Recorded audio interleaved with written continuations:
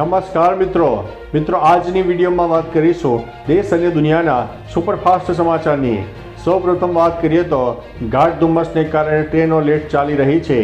દેશની રાજધાની દિલ્હી સહિત ઉત્તર ભારતમાં તીવ્ર ઠંડી પડી રહી છે। ઠંડીને કારણે ગાઢ ધુમ્મસ છવાયો છે। ગાઢ ધુમ્મસના લીધે ઘણી બધી ટ્રેનો અને ફ્લાઇટ લેટ પડી રહી છે। મળતી માહિતી મુજબ દિલ્હીમાં ગાઢ ધુમ્મસ છવાતા દિલ્હી અવરજવર કરતી 11થી વધુ ટ્રેનો લેટ ચાલી રહી છે। ટ્રેનો લેટ ચાલતા મુસાફરોને હાલાકી વેઠવી પડી રહી છે। લેટ પડેલી ટ્રેનોની માહિતી વિશે જાણવા માટે તમે તેની વેબસાઇટ ઉપર જઈને માહિતી મેળવી શકો છો।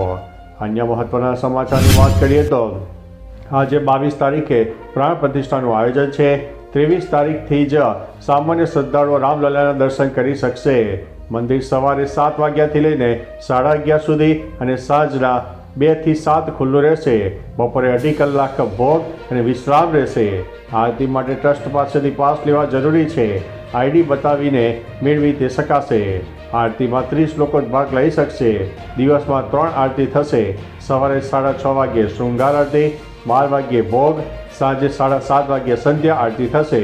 દર્શન માટે કોઈ પૈસા લેવાશે નહીં। અન્ય મહત્વના સમાચારની વાત કરીએ તો આજે 22 જાન્યુઆરીમાં પીએમ મોદીનો કાર્યક્રમ જાણી લો। પીએમ સવારે 10:25 અયોધ્યા એરપોર્ટ ઉપર પહોંચશે।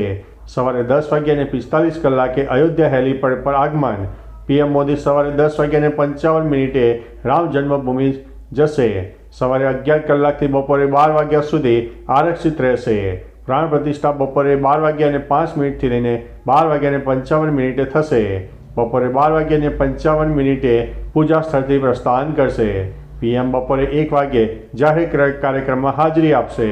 2:15 કુબેર ટીલા શિવ મંદિરમાં તે પૂજા કરશે।